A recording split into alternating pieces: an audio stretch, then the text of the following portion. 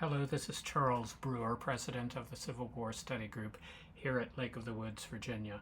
Welcome to the recording of our program on July 25, 2025. Our scheduled speaker, John Roos, will not be with us today. Sadly, his mother passed just in the last 48 hours, I'm not sure. So he's on his way to Florida. And we're grateful that his colleague at the Emerging Civil War Group, Mike Block, stepped forward to offer a program for us today. And his program is, as you can see, Lee, Jackson, and the Defense of Richmond, July to August 1862. Mike is a lifelong student of the American Civil War. He moved to southern Fauquier County. Did I pronounce that right? You did. I'm always wondering about did, yeah. here in 2004, where he developed a deep appreciation and love of Culpeper County and what happened in the historic Piedmont during the Civil War. As a public historian, he has led battlefield tours and lectured for over 2 decades, focusing on the stirring events in Culpeper, Orange, and Fauquier counties.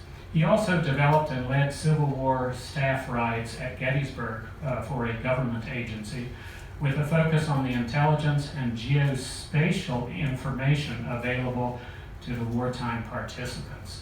Geospatial. Maps. I know, but in any event, in January 2022, his first book, The Carnage Was Fearful, The Battle of Cedar Mountain, August 9, 1862, which is like near us, right? Yep. Was published by Savas Beatty. Mike has also published in Blue and Gray magazine. There were a few copies over there, and in any event, in sesquicentennial committees. Mike now serves on the board of directors for the Friends of the Wilderness Battlefield and is a tour guide for battlefield tours of Virginia. He retired from the U.S. Air Force in 2001, thank you for your service, and government contracting, double-dipping, in 2020. He has been married for 44 years, this is from 2022, so it's now 47. Well, it's 44. Oh, still 44. Oh, this is an updated Yeah, that's the version. updated Okay, version, so, yeah. sorry. And get this, to the best-selling romance novelist, Karen Moya Block. Has she used your profile in any of her books? I like to say, well, back in the day when I was government contracting, on my wall I had her book covers, and I used to say that she had got the guys off of my inspiration. And it was also a great conversation starter when someone was walking by and looking at a bunch of romance book covers and me sitting there doing my thing. Yeah, tough government Yeah. contractor. They have 2 married sons and 3 granddaughters residing in Orange, Virginia. So, enough of me. Let me ask Mike to step forward. And this, by the way, is an unopened bottle of water just for you. Thank you. I have one down there too. So. Well, this is cooler. I know, thank you. Yeah, my wife is just completing her edits on 2 more books, so that'll put her at 36. I have 1, so I'm just slightly behind her. Let's see if it's gonna work. Let's see what we got going here. Oh, minor detail. Yep. It's on delay. Just like being on delay. Yes, right. Okay. No, still not moving forward. Well, I haven't put the dongle in yet. Okay, now insert it. All right. Try to see if that. There we go. All right. Whoop. Technology, I love it. I used to break computers for a living. I'm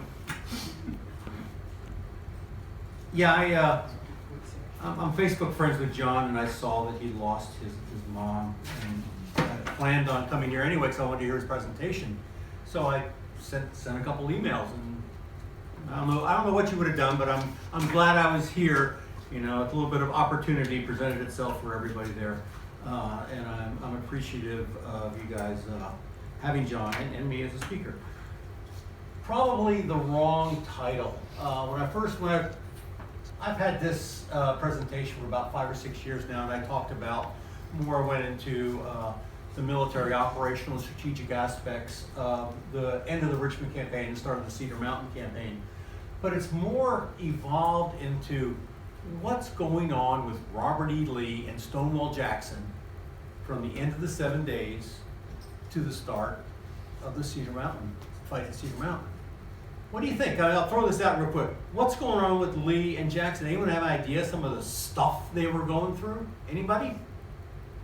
Anything? Right, exactly. That's people don't know, because in all the books it's 7 days and then we start maneuvering around in John Pope, Big Bad John Pope, and we'll talk about Big Bad John Pope. And then we have Cedar Mountain, and all of a sudden we're at Second Manassas. These guys are dealing with a lot of crap. And we're going to talk about some of that today. In spite of what my granddaughters think, I was not here during the Civil War. And so we are basing this lecture today on something that people wrote 160 plus years ago with their own biases and opinions. So what we're going to do is we're going to talk about the challenges that Robert E. Lee, for the most part, and Stonewall Jackson faced in the weeks following the 7 days. Right off the top of the head, you know Robert E. Lee lost his grandchild right after the 7 days? On July 5th, a funeral was held at St. Paul's Episcopal Church for William Fitzhugh Rooney Lee's and Charlotte's 2-year-old son, Robert E. Lee's grandson. He had passed. He got sick and passed right at the end of the 7 days campaign. Father and grandfather didn't know of this child's death until the day of the funeral. And they're what, 10 miles away on the eastern side of Richmond? They didn't even know. Now, Lee and both of them had dealt with so much death and destruction in the previous week, you'd think that it's, it's just another death. But your grandchild. I'm sure a lot of us here have grandchildren. I have 3. So, he died on the 5th.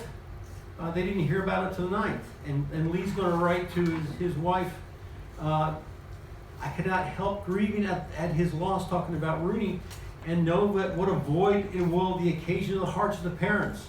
Write to Charlotte for me. When I left Fitz the day before yesterday, he had not heard. He had not heard about his own son dying. Tough. And that's just the start of this guy. So, what's next? Who would have thought that Robert E. Lee is being kept awake at night by Ambrose Burnside? We think of Ambrose Burnside in Fredericksburg. In the summer of 1862, Ambrose Burnside had some good success down in the Carolinas. And when that success was finished, he's coming up to the Virginia Peninsula area. And Lee does not know where he's going to end up. Also coming with Burnside is Isaac Stevens' division too. So we have 2 new divisions, which is going to become the 9th Corps, are moving up the river. With George McClellan, of course, wanted Burnside to join him. John Pope wanted Burnside to join him, and we'll get to Pope here in a little bit. But McClellan's going to write back home to Washington, D.C. Here, directly in front of the army, is the heart of the rebellion. It is here that our resources should be collected to strike a blow which will determine the fate of the nation. All points of secondary importance elsewhere should be abandoned, and every available man brought here. McClellan would write. Of course, he didn't need to add, under me. So here's the situation. Gotta love those side letters. Jackson, Stewart, and Lee are down on the east side of Richmond. McClellan's down at Harrison's Landing. Anderson is north of town. And the problem Lee is starting to face is John Pope's Army of Virginia was formed in late June with the former department heads of Nathaniel Banks, Irwin McDowell, and at one time John Fremont. And Fremont would not serve under Pope, so it's now Franz Sigel, running around in the Northern Virginia Piedmont area. Lee's got to think about that. And because of the threat in the north and the threat at McClellan, he cannot move He cannot send forces anywhere until he knows where Burnside is going. Let's look at where he could go. There he is. He could go up the James River, reinforce McClellan, add another 10, 15,000 men to the army, threaten Lee again with reinitiating an offensive. He could continue up the James and land in a little place called City Point, something that U.S. Grant did 2 years later. Start another front against Robert Lee, Southside Virginia. Lee cannot fight 2 battles at the same time at 2 fronts. He's going to have another problem with Pope coming in from his backside. Or he could go up to Stafford County, Aquia Landing, and put his men there and come down I-95, reinforce with King and Bayard, and attack Richmond from the north. So until Lee knows what Burnside's going to do, he cannot do anything about the defenses of Richmond outside of the Richmond area. Fortunately for Lee, Burnside's divisions departed for Aquia Harbor on August 2nd, so they ended up down at Fort Monroe for about 3 weeks, and then would take no active part in the campaign. So Burnside's threat to Richmond never materialized, but McClellan has nearly 100,000 men sitting there 20 miles from the Confederate capital. Which brings us to number 3, George McClellan. There he is. He's got 100,000 guys sitting there waiting to restart his campaign. Lee cannot move until McClellan is dealt with. And he can't get at Lee because McClellan has all these little boats out in the James River, which has pretty heavy ordnance sitting out there, as Lee learned at Malvern Hill. So McClellan is, though bottled up,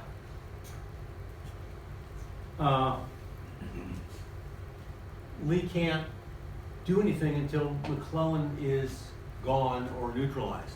Fortunately for Robert E. Lee, the Lincoln government in Washington wants to bring McClellan back to Northern Virginia. McClellan, of course, was reluctant and wouldn't actually start moving until just before the start of Jackson's movement to Cedar Mountain. But as it went on, Lee realized that McClellan wasn't going to do anything, and his smaller force could be used to hold him in place.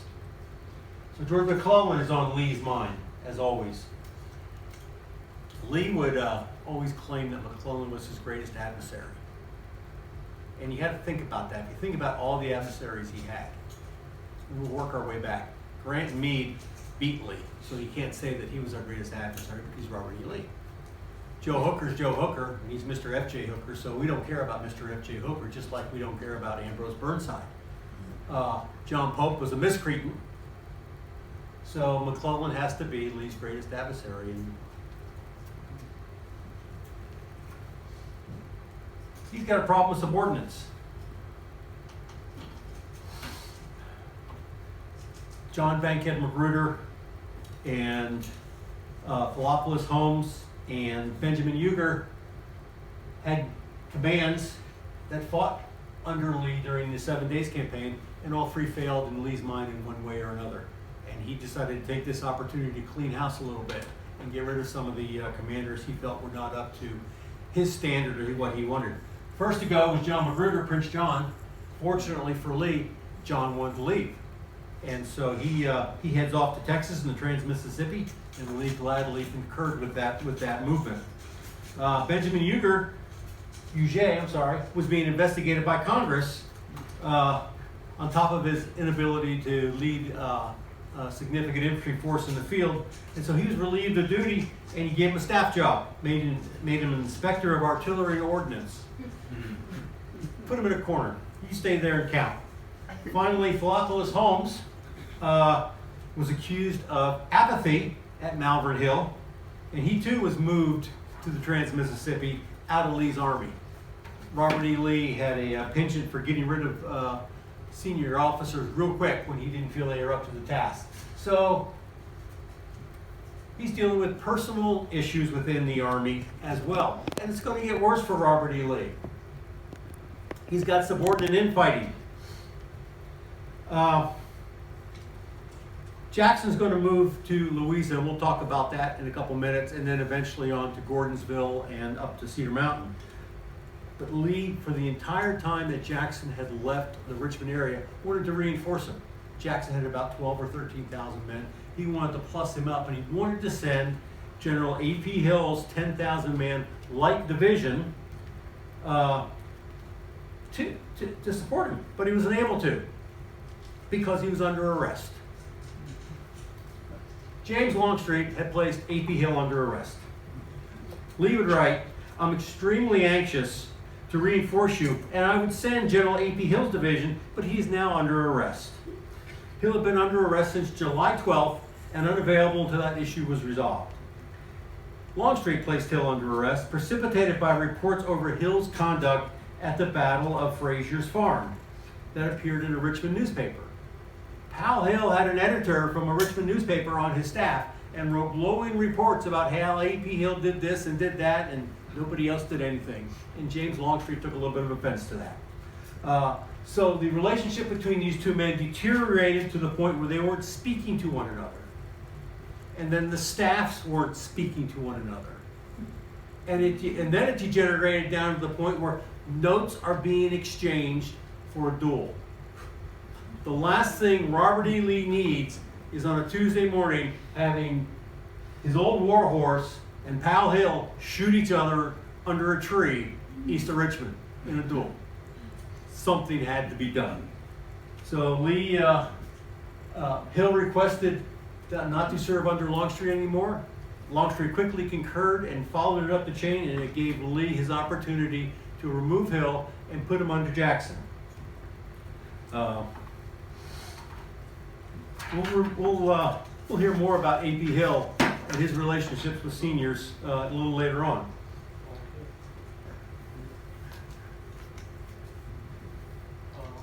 Yeah. Oh. Lee is also dealing with what's called operational security today. The Richmond newspapers are reporting on Confederate truth movements. Anderson's going over here. Jackson has this many men. D.H. Hill is gone over there. He needs to. He's trying to cut this down, so he's going to complain to the Secretary of War, George Randolph, about newspaper reporting of Confederate troop movements, which could fall into enemy hands. And they do. They fall into enemy hands. This would be a recurring problem for both sides of the combatants throughout the war. And during the same period, he's going to complain to Randolph and Jefferson Davis about details about the Army of Virginia that are being released without his consent. So Davis and Randolph are actually sending out basically press releases about what's going on with the Army of Northern Virginia without Lee's knowledge or concurrence. Doesn't work out well in an operational theater. So that's the first six of Lee. Let's see what we got going here now. Pope's Army in the North. I am one of two members of the John Pope fan club. The other is Dan Welch up at the Gettysburg National Military Park. We're very proud of John Pope. He is a royal pain in the ass. He is not a man you want to be associated with very long. He's a braggart. He's boisterous. But he has pretty good plans every now and then. And so we have to defend him as best we could. So John Pope comes from the West. He had success out in Missouri, out at, along the Mississippi, Island number 10. He has success at Corinth. Lincoln knows his father. His father is a judge in the Illinois court circuit. And so he knows John Pope from the pre-war days. As a matter of fact, when Lincoln comes east for his inauguration on the train, John Pope is on the train with him. Pope is not really a strong abolitionist, but he has abolitionist leanings. Something completely foreign from some of the officers in the Eastern Theater. Lincoln and Edmund Stanton want to shake things up. And so they bring John Pope forward. Let's see, do I have a picture of Pope here? Yeah, there he is. So Pope comes east. As I mentioned, John Fremont, who was his senior in Missouri, decides he cannot serve under this man and resigns, and we get Franz Sigel. Nathaniel Banks and Irwin McDowell make up the other two departments that are going to become the Army of Virginia. All three of them had fought Stonewall Jackson without success in the Shenandoah Valley in 1862. So Pope has many tasks to accomplish as he comes out here, as he explained to the Committee on the Conduct of War. It was the wish of the government that I should cover the city of Washington from any attacks from the direction of Richmond. Make such dispositions as necessary to ensure the safety of the valley of the Shenandoah. At the same time, operate within the enemy's lines of communication in the general direction of Gordonsville, as to draw, if possible, a considerable force of the enemy from Richmond, and thus relieve operations from the Army of the Potomac. He also has to keep the line of communication open between where his army is in the central Virginia Piedmont and Aquia Landing in Stafford. He's got 5 tasks to do. And let's see how well he does with them by the time I see him. So on July 2nd, he ordered his far-flung command to assemble east of the Blue Ridge. He's going to stay in Washington, D.C. for nearly the entire month of July, because Abraham Lincoln finally has somebody in D.C. that has a military mind, that he can communicate with, try to understand what the folks in the armies are sending back to him from out west, and particularly George McClellan. He's trying to understand what McClellan is saying, what McClellan's trying to accomplish. Well, we know what McClellan was trying to accomplish. He was trying to get everyone down into the Virginia Peninsula and go back to the way the country was operating prior to the start of the war. Lincoln didn't want that. So John Pope, I always like that picture of John Pope too. I call that, he's a little cracked with the image, and I call it, it's in his Egyptian pharaoh phase with that beard right there. It's kind of unique. So Lee's got a problem now. He's got 42,000 men sitting in northern Virginia just waiting to come down on him. He's got 100,000 men at Harris's Landing, and he's got Ambrose Burnside trolling around out around the Hampton area. So what Lee decides to do is re-execute his successful campaign in the spring of 1862 by sending Stonewall Jackson to deal with this one army now that used to be 3 military departments. Jackson's role in the spring of 1862 was to keep those guys and anybody else away from Richmond, while Lee and Joe Johnson dealt with whatever was happening on the Virginia Peninsula. Jackson was successful. So let's do it again.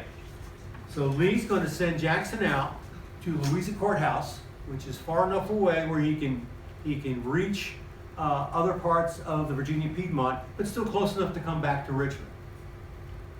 The key to this whole region is Gordonsville. Gordonsville is where the Virginia Central and the Orange and Alexandria Railroads come together. It is the through point where most of the foodstuffs from the Valley of Virginia come through to Richmond. It's got the second largest railroad industrial complex in the Commonwealth in 1862. This is a happening place. So if the Federals are able to interdict and occupy Gordonsville, you lose the rail, you lose the foodstuffs coming from Richmond, and now Jackson is that much closer to Richmond's back door, and just as bad, Charlottesville and the James River and the James River Canal, which is another critical supply line that Lee needs to maintain. Gordonsville has to be held, and it's held, as a matter of fact, throughout the war. So it works out pretty well. On July 13th, Lee, Jackson, and Sandy Pendleton travel to meet with Governor John Letcher at his residence, and then travel to the Confederate White House. And he's joined by Longstreet, and they all meet with Jefferson Davis. That afternoon is when Lee writes his orders to Stonewall. Lee dispatches Jackson's Army of the Valley District to Louisa and impracticable, love that word, to Gordonsville to block Pope's anticipated advance. Lee's hesitant to move them farther than Louisa again because of the threat still to Richmond. This is going to be the last time Stonewall Jackson is going to have an independent command. This is the last time the Army of the Valley, or the Army of the Valley District, as it was formerly called, marches. After Cedar Mountain, he is completely absorbed into the Army of Northern Virginia and will never be away from Robert E. Lee. This is it. Stonewall's command departed their camps near Richmond, and the rank and file expected a movement down the peninsula, but Jackson turned left toward the mountains and the valley. And with that move, a shout arose and was deafening in volume. The Army of the Valley thought they were going home. Fortunately for them, for the most part, they rode the rails to Louisa. So just a one-day trip from the Richmond area to Louisa. They boarded 17 freight trains, averaging 15 cars each, operating day and night at 10-minute intervals over 51 miles of track. Pretty impressive for the Confederate railroad industry.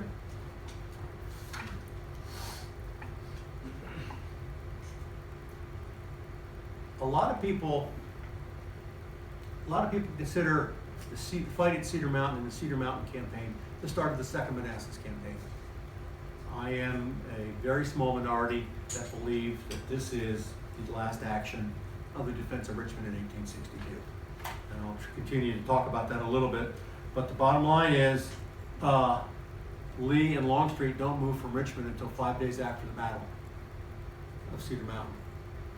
So this is the last fight of the Richmond campaign of 1862.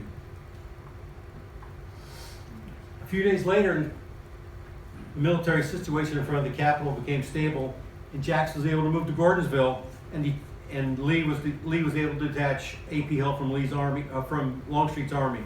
So he solves two problems at once. He's going to create another one with with Hill and Stonewall Jackson. There's our three guys. Charles Winder. Oh, I don't know where that came from. I guess I'm out of order here. That's okay. So we'll go back to Lee. The day following, he dispatches Jackson from the peninsula. He's actually in communication with George McClellan, informing him that the other Hill, Daniel Harvey Hill, will be the Confederate representative to work at a POW exchange. Lee doesn't have a staff. The Confederate government doesn't have a staff to do these things. So it's up to Lee, basically, to handle all this paperwork. And he'll meet with Hill over the next several days. Lee began writing on the topic on July 3rd, when an agreement with the national government was finally reached. It's going to be known as the Dix Hill Cartel. A system of exchanging prisoners will be established and play out until it breaks down following the U.S. incorporation of U.S. colored troops in 1863-1864. The first exchange is going to take place in the first week of August, where 3,021 federal prisoners and 3,000 Confederates are swapped at Aiken's Landing on the James River. You understand how that exchange system worked? Private for private, one private or one sergeant maybe was 3 privates, 10 privates equal to general. So they figured out this system of exchange to get these guys out of the prisons and back home. And again, it worked until the U.S. colored troops became involved, and the South decided not to play. Let's see what we got here. Okay. So there's the three generals that Jackson's going to have with him: Charles Winder, Richard Ewell, and A.P. Hill. There's the POW exchanges, Atkins Landing.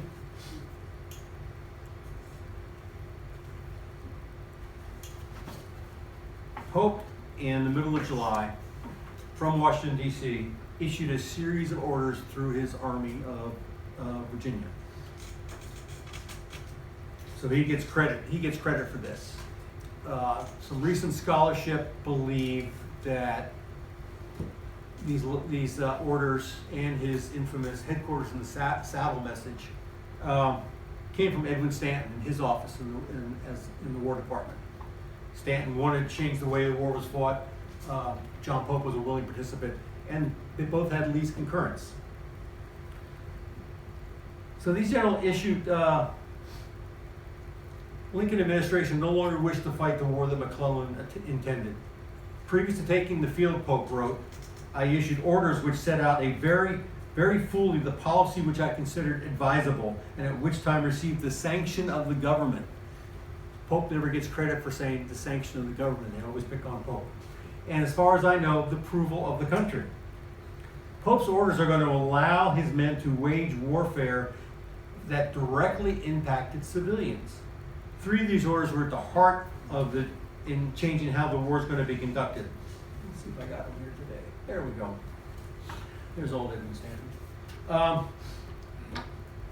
General Order number 5 directs that Pope's army will subsist off the land.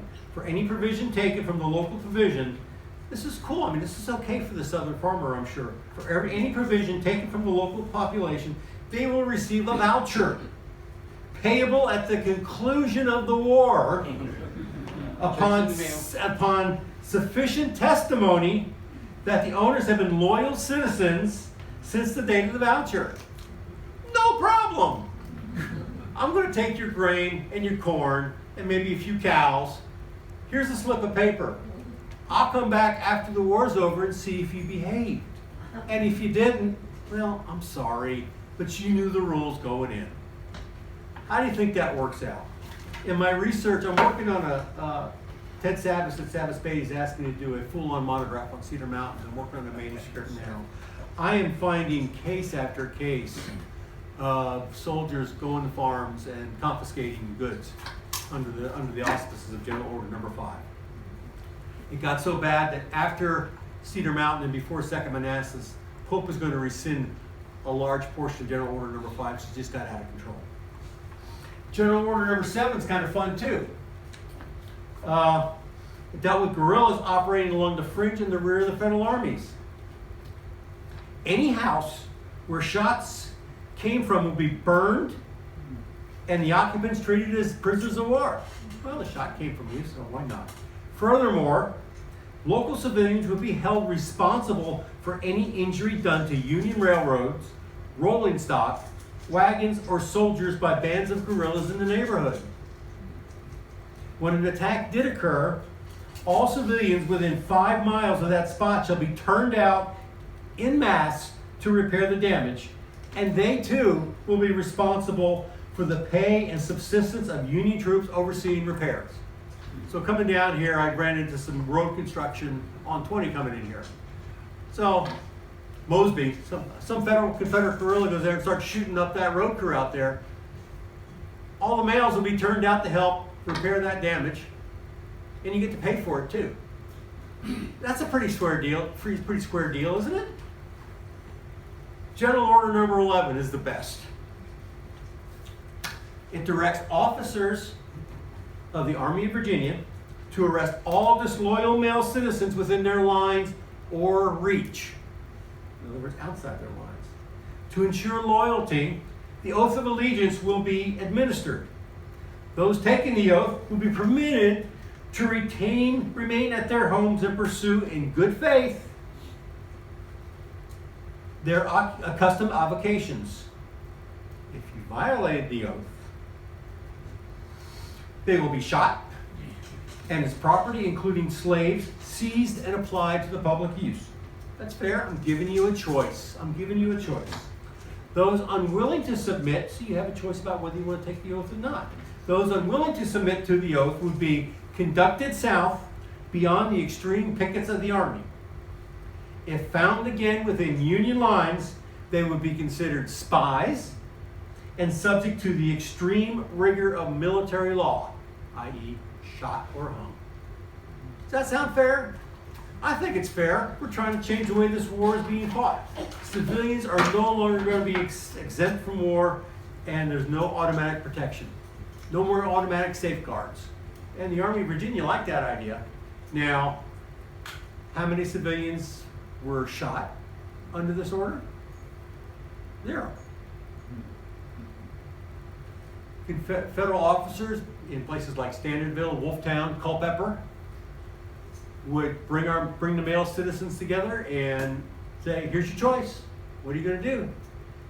For the most part, the civilians took the oath. to protect their farms. The few that didn't ended up down south and stayed away from the Federal Army. Well, as you can imagine, Robert E. Lee was apoplectic about, Jefferson Davis was apoplectic about this. Lee wasn't happy either. Davis writes to Lee on July 31st, the general orders issued by the Secretary of War directs military commanders to take property of our people for the convenience and use of their armies without compensation. Major General Pope directs the murder of our peaceful inhabitants and spies if found quietly tilling their farms in the rear, even outside his lines. Davis went on to lay out his intentions on how to continue prosecuting this. Enlisted privates in General Pope's army as prisoners will be treated as prisoners of war, but confining repressive measures to the punishment only of commissioned officers, second lieutenants on up, who are willing participants in these crimes. If these savage practices are continued, we shall be reluctantly forced to the last resort of accepting the war on the terms chosen by our foes until these outraged voices of common humanity forces respect for the organized rules of war. Lee was instructed to communicate to the Commander-in-Chief of the United States, of the Armies of the United States, our intention not to consider officers hereafter captured from General Pope's army as prisoners of war. Officers from the Army of Virginia would be considered common criminals. Common criminals. Battle of Cedar Mountain, 49 officers are captured, including Brigadier General Henry Prince. 47 of them end up in the Richmond city jails. They were there until the middle of September before they were finally moved to Libby Prison after everybody cooled off. The two that weren't were sent to Staunton, I always get that wrong, in South Jersey, excuse me, because that's where their wounded train went to. And so they lingered there. One guy lingered there until November before he came home. Lee sends a note to Jackson. I want Pope suppressed. The course indicated by his orders, if the newspapers report correctly, cannot be permitted and will lead to retaliation on our part.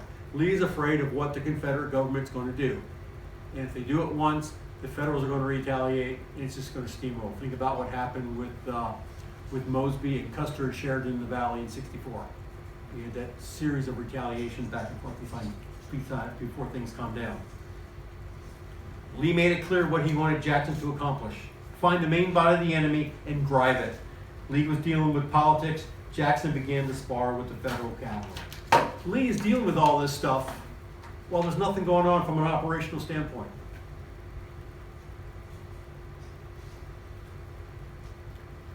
Stonewall out there in Louisa and Gordonsville have to deal with the Federal cavalry under Pope.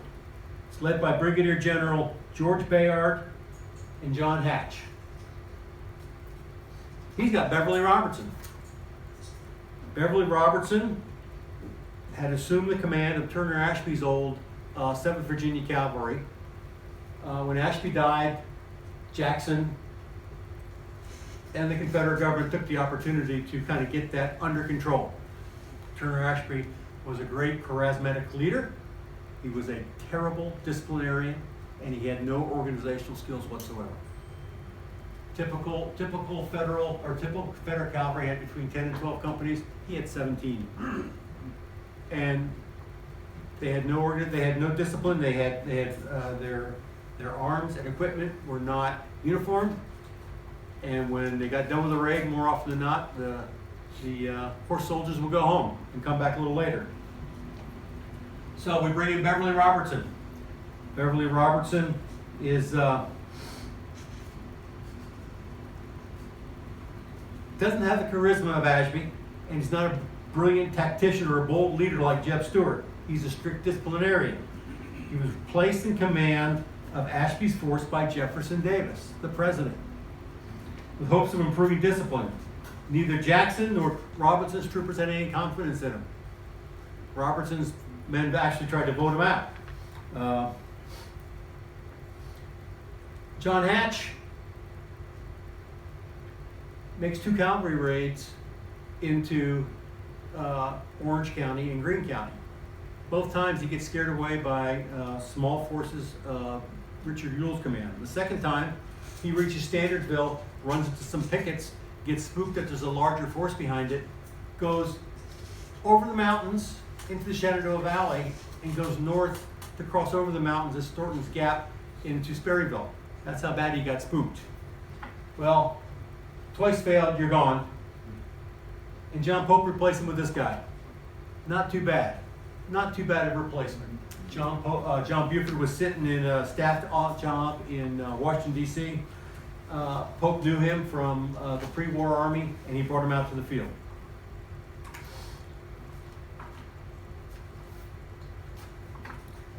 Back to Robertson. Jackson appreciated the discipline Robertson attempted to infuse, but he was obviously failing as a combat leader and scout.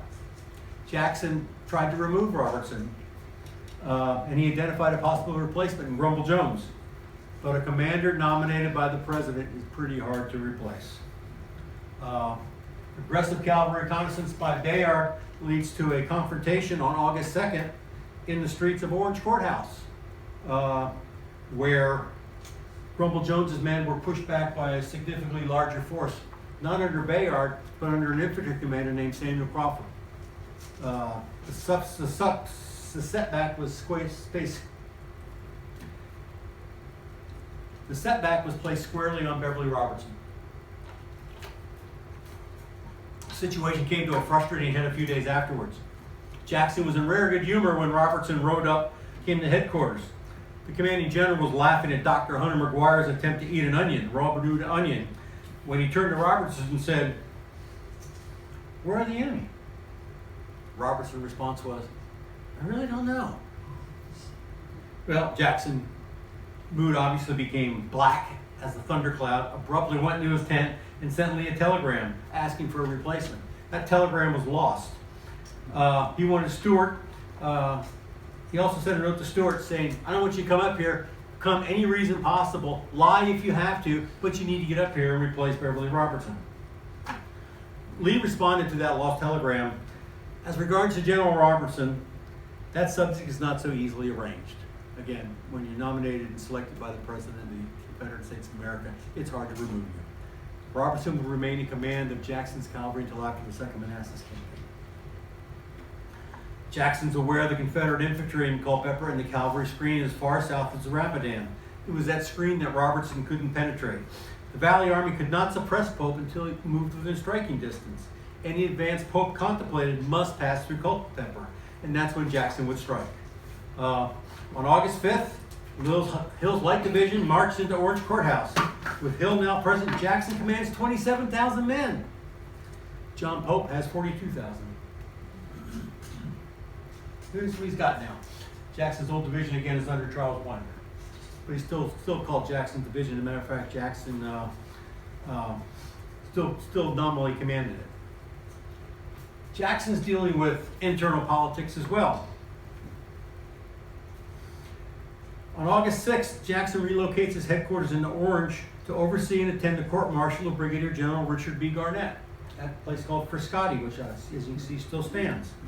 Garnett was accused of 7 specific charges, chiefly concerning acts of neglect during Jackson's March 23rd defeat at Kernstown. God was always granting Jackson victory. It's his subordinates that failed him in losses. The first day's proceedings saw Garnett persuasively defend each charge. Stonewall took the stand on the second day, and Garnett questioned him in detail concerning the battle and Jackson's decisions. Each of Garnett's regimental commanders testified supporting their brigadier. The day ended with Jackson's aide-de-camp, Sandy Pendleton, testifying in support of his general. Jackson, seeing where this trial was going, suspended the proceedings, never to reconvene. Fortunately for Stonewall, John Pope was on the move. The opportunity that Stonewall Jackson was looking for was developing. Stonewall later wrote to Lee, he hoped through the blessings of Providence to defeat the advanced federal detachment before reinforcements arrived. Jackson knew that Pope's command was spread across the 50-mile front from the Blue Ridge to Fredericksburg, and recognized he must act rapidly as the Army of the Potomac would eventually embark to points north. A merging of those two armies might prove fatal to the Confederate armies of Virginia. His divisions were ordered to march to Culpeper on August 8th. Therein lies some other problems for Stonewall. In Lee's dispatch to Jackson, informing of Hill's joining him, he recommended Jackson work with Hill, suggesting, A.P. Hill you will find a good officer with whom you can consult, and by advising with your division commanders as to the movements, much trouble will be saved by you in arranging details that they can act more intelligently. Stonewall Jackson has a reputation for not telling anybody what's going on or where we're going. Hill once wrote, he was riding and a staff officer said, "Where are we going?" "Damned if I know, I got orders to ride to the top of the hill." That's the kind of stuff this kind of orders Jackson would give him. Lee recognizes this as a problem. It was a problem in the valley. It was a problem during the 7 days. Lee is trying to curb this problem. Recent scholarship, and I'm not sure if I support this yet or not, some scholars are saying that Lee is contemplating replacing Jackson because of his inability to communicate with his subordinates, and it leads to situations that are fraught with peril. So Lee's identified concerns that would impact Jackson's path to success. The general feared Jackson, who had demonstrated a tendency not to communicate with his subordinates, would suffer a communications breakdown at a critical moment. Lee stressed to Stonewall that communication with his key subordinates was critical.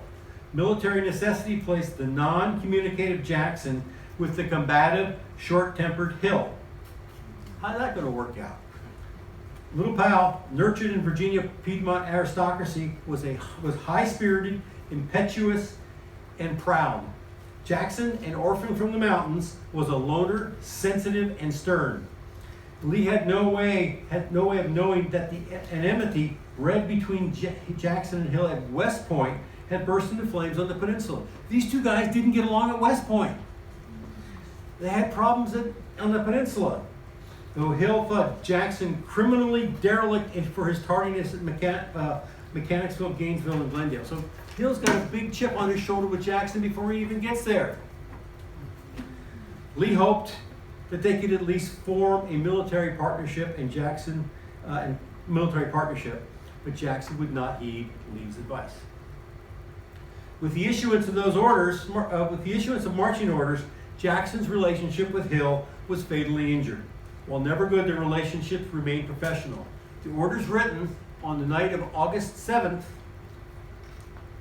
directed Hill's division to lead the march crossing the Rapidan at Barnett's Ford. Here's northern Orange County. Ewell is out near Liberty Mills. He's going to go down 20, go into the courthouse at Orange and make that turn by the Confederate monument, go through the drive-thrus at the Hardee's and the McDonald's and the Dunkin' Donuts and all those little fast food places. Give them some food before they head to Barnett's Ford. That was the plan. Hill is supposed to follow Ewell, and then Jackson's division would come up last. Well, Jackson realized that maybe that's not the best move. He sends out orders to Ewell. There's Hill and Winder. He sends out orders to Ewell to cross the bridge at Liberty Mills. There's actually a bridge there, and we'll go up the farm roads to Barnett's Ford to catch Route 15 to go up to Culpeper. Does he tell Winder? Does he tell Hill? No. And so there's going to be problems in the morning. As a matter of fact, Ewell was expecting Hill and Winder to follow him at Liberty Mills. Throughout the day, until he got to Barnett's Ford, he kept sending people back trying to find out where Hill was to close that gap between the infantry divisions. Ewell didn't even know that Jackson and that the orders have been changed all in a different way. So Hill has no idea what's going on. And this is the precise issue that Lee counsels Jackson on. Communicate. That same night, August 7th, McHenry Howard, there's McHenry Howard, he's the second lieutenant. He gets tasked to go to Stonewall Jackson saying, boss, our division commander is sick and he can't make the march tomorrow. So, where are we moving to tomorrow so I can tell my boss? Second lieutenant, asking Stonewall Jackson where we're going. He doesn't tell AP Hill. Well, Jackson sat there and smiled. And he says, what did he say? There it is. Say to General Winder, I'm truly sorry he's sick. If there will be a battle, but not tomorrow, and I hope he'll be up. Tell him the Army will march to Barnett's Ford, and he can learn further direction from there. He's not telling him where we're going. Go to the fort and stop.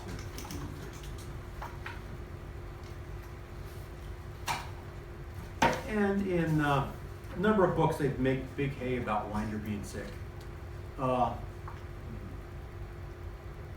There were a lot of guys sick. Jubal Early could not mount a horse from his injuries at Williamsburg for 2 months. He needed help. Lawrence O'Brien Branch, Brigadier, North Carolina, rode to the battle in an ambulance. A number of regimental commanders are sick on the field, both sides. So it's a pretty bad day.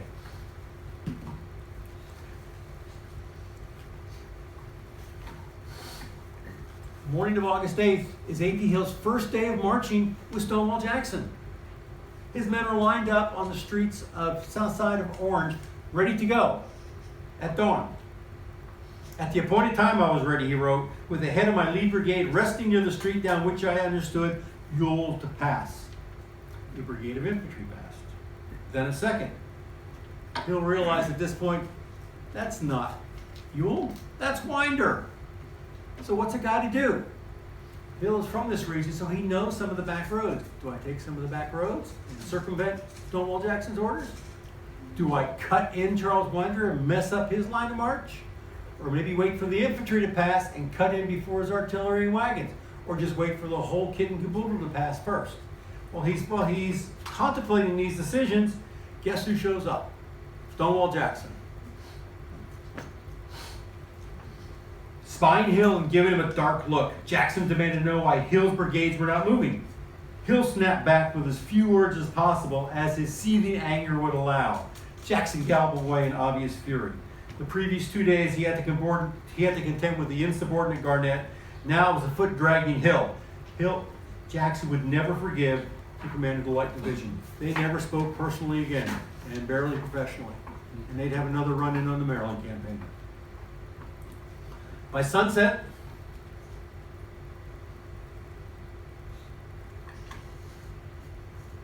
Hill's division marched 2 miles. They didn't reach Barnett's Ford.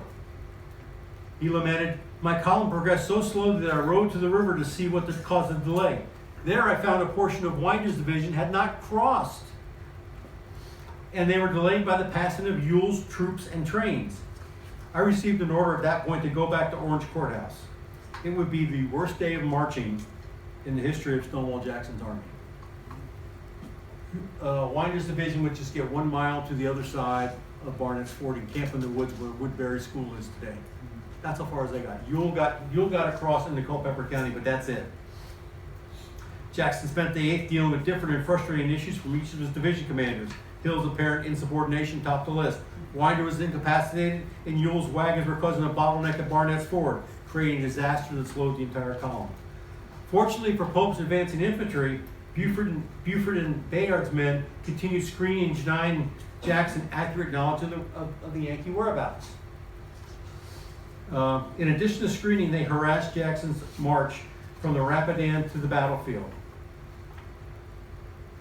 Every hill, Bayard or Buford would deploy his forces and force the Confederates to deploy out and combat the Confederates. And as soon as they advanced and started firing some shots, they'll say, see you at the next hill, and they'd ride away. And that was the problem all day long. The other problem that Jackson had, I'm looking for it here, I don't have it on this map. Here at James City, just outside of James City, is Thoroughfare Mountain. There's a Union signal station up there that can see all the way into Orange Courthouse. And they're reporting on the movements of the Confederates north, and so they're tracking them. It was so bad for Jackson that he had to detach Brigadier General Macy Greggs' South Carolina Brigade to protect Barnett's Ford. And then, on the morning of the 9th, he detached Alexander Lawton's brigade of Georgians at Crooked Run Baptist Church to protect his 1,200 wagons that Jackson brought along with him. He chose Lawton because he was the senior brigadier in Jackson's division that was under the command of Winder. If they went into combat, Winder would be subordinated down to the Stonewall Brigade, and Jackson wanted Winder, a man out cut of his own cloth, in charge of the division on that day. Additionally, two and a half regiments had to be detached out of Early's brigade to protect the flanks as they moved north. The heat was a big problem. Brigadier General Edward Thomas's brigade of Georgians suffered not only from the heat, but the maddening traffic jam at Barnett's Ford. Because of the confusion in marching orders, a tremendous traffic jam of sweaty bodies collided at Barnett's Ford on the Rapidan River, a soldier in the brigade reported. Tempers rose with the temperature, and many soldiers scrambled to shade on both sides of the road. Some failed to get up because of sunstroke. Dust clogged the throats and nostrils of at least 10 members of the 33rd Virginia, and they collapsed along the roadside. Jackson's march by any standards was a disaster. Ewell, leading its column, had an unimpeded route from Liberty Mills to Barnett's Ford, but the train following his brigades significantly slowed the entire movement. And he camped at Spring Hill that night, just in the Culpepper's County. Winder's division advanced about a mile beyond the ford and bivouacked in woods. The Light Division had no hope of fording the river on the 8th and camped north of Orange. Jackson's command was spread over 3 counties. Writing to Lee on the morning of August 9th, Jackson was honest on his inability to move forward. I am not making much progress. The enemy's cavalry yesterday and last night threatened my train, Hill, making only 2 miles yesterday. Ewell's division, which is near this point, Spring Hill, and in front, marched about 8 miles. Yesterday was oppressively hot. Several men had sunstroke. I fear the expedition will, in consequence of my tardy movements, be productive but of little good. Jackson's movements on Saturday, August 9th, and the response would bring from the Army of Virginia, culminated in the Battle of Cedar Mountain. Last thing, Robert E. Lee in Arlington House. He's dealing with Arlington House during this time period also. He owes $92.07 in back taxes. Robert's wife, Mary, afflicted with severe rheumatoid arthritis and behind Confederate lines in Richmond, gave the payment to her cousin, Philip R. Fennell, who lived in Alexandria. On July 23rd, Lee's cousin, Marquis Custis Williams, goes to Arlington and attempts to, and wanted to pay. Martha went to remove some of Lee's belongings. So Philip goes to Alexandria to pay his taxes, and they say, well, thank you, but no, the owner has to show up in person. Can you see Lee? Hey, boss, president, I'm going to take a train from Richmond to Fredericksburg, take the boat from Aquia Landing up to Alexandria and ride over to my house and pay my taxes. I'll be back tomorrow. Can you imagine that? So, for $92.07, Robert E. Lee lost Arlington House. And finally, on the last day of the month of July, he loses one of his horses, Richmond, to an illness. So throughout July, Lee is writing state governors, generals throughout the South, and is in constant communication with Confederate national leadership. Potential invasion of Kentucky, Pope's Army, transfer of senior officers, captured flags, Army discipline, POWs are reported, and reported executions of a civilian in New Orleans. The man's got a lot on his plate. That's what Robert E. Lee and Stonewall Jackson had to face in the downtime between the 7 Days Campaign and the Battle of Cedar Mountain. So with that, I want to thank you very much, and I will gladly answer any questions that you all might have. Good luck. Yes, question back there. Did he estimate that Jackson was not communicating with his subordinates because he did not have a plan, or was he afraid of? He had a plan. He had a plan. He had one, what was called Council of War in the fall, I think, of 1861 in Winchester, when he told his plans. And he got so much back talk, yeah, thank you. All I could think was backbiting, back talk from his subordinates. He said, well, the hell with this, I'm not doing this again. But throughout his career, Jackson has problems with communicating with subordinates, and Lee recognizes that this is a significant problem. And again, some recent scholarship is saying that we may want to find a change in leaders. Wow. Other questions? Yes, sir. In the movie Gettysburg, when Longstreet is ordered by Lee to do the Pickett's charge, Yep. he said that's AP Hill's unit. I didn't know about the conflict. Yeah, yeah. APL doesn't get along with a whole lot of people. Was that true? Yeah. That passage. So that passage in the movie Gettysburg is true because 2/3 of Pickett's charge are AP Hill's men. Pettigrew, Trimble. They're Hill's guys. And Garnett? Garnett is a brigade under Pickett, under Longstreet. Seriously. Yeah, so different Garnett. Oh, it's a different. Oh no, I'm sorry. Yeah, this is the same Garnett. I'm sorry, this is the same Garnett. And he's riding forward because it's a thing of honor because he got slighted at Kernstown. So he gets killed because of Jackson's charging him. That's why he There's does. a lot of conflict that I never heard. Exactly. You know, you think the Confederate Army of the West is dysfunctional. These guys are just as bad. They really are. But you just don't hear as much because Robert E. Lee's over that, and he's trying to ride herd on that whole process throughout the whole time. You know, Longstreet's wife was born, his second wife was born at the time of Gettysburg. Yes. She became in '82 a Rosie the River Yes. on B-29 bomber. I know Longstreet's grandson. He's up in the Bull Run Civil War Roundtable. In the 40s, a Life magazine article came out about Helen Longstreet, and I gave it to him. Other questions? That's quite a story. Yeah, other questions? Did you have one? Anything else? Come on, okay. That's fine. Thank you. Glad I was able to come in and help you out. Before you go, please remember to visit our website often, civilwarstudygroup.org. We make every attempt on a regular basis to provide informative content. Thank you for visiting, and God bless.